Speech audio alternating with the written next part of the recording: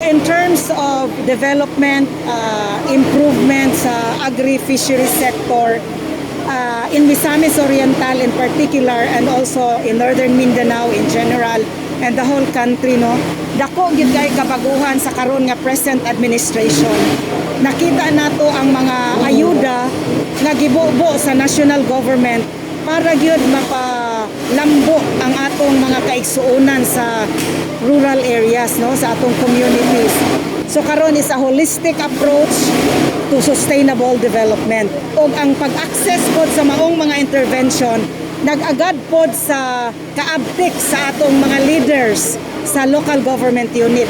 Og si Gob Bambi, congratulations Gob, and hinaut-on ta nga magpadayon gyud ang imong support sa agriculture and fisheries sector kay di ba agriculturist si Gob Bambi.